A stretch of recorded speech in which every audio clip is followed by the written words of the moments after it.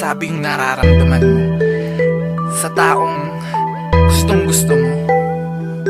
Yung parang natotorpe ka. Hindi siya parang kasi natotorpe ka. Hindi mo alam kung paano sasabihin yung nararamdaman mo. Diba?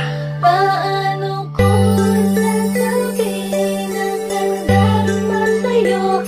Ikaw ang tanging nasa isip ko. Pati sa panaginip ko, kung ay laging umaharap na ikaw ay magkasama. Ito ang nadarama ng mamaamin. Gusto kong sabihin. Pakinggan mo.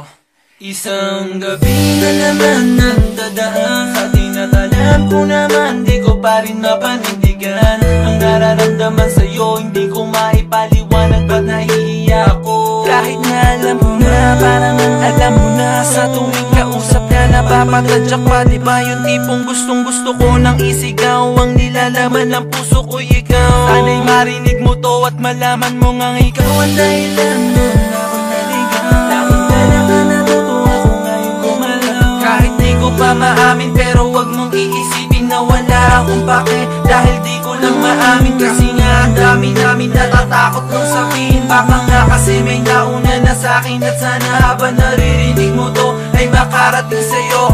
Alam mo, gusto na kita talaga eh. Natotorpe lang ako.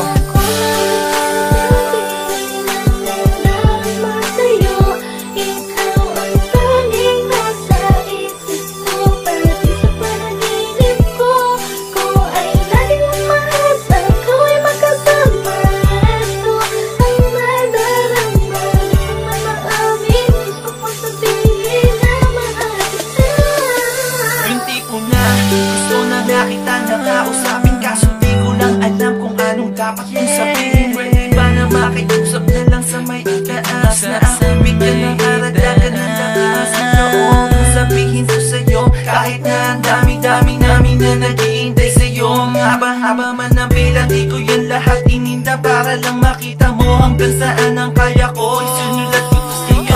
Dahil kaya ako kumalaw, dahil sa pag-ibig mo kaya ako naunang. Ginulang man ako sa tempo, wala man dito sa tono. Sana marinig mo to, para kahit na papano nagtapat ako sa'yo. Kahit sa kantang ito, nabaliw ako sa'yo. Sana'y mapatid mo to na di ko kayang mawala ka. Kaya ko to ginawa na kahit na ako'y umasa sa pag-ibig mo na sana. Sa'kin ka na lang.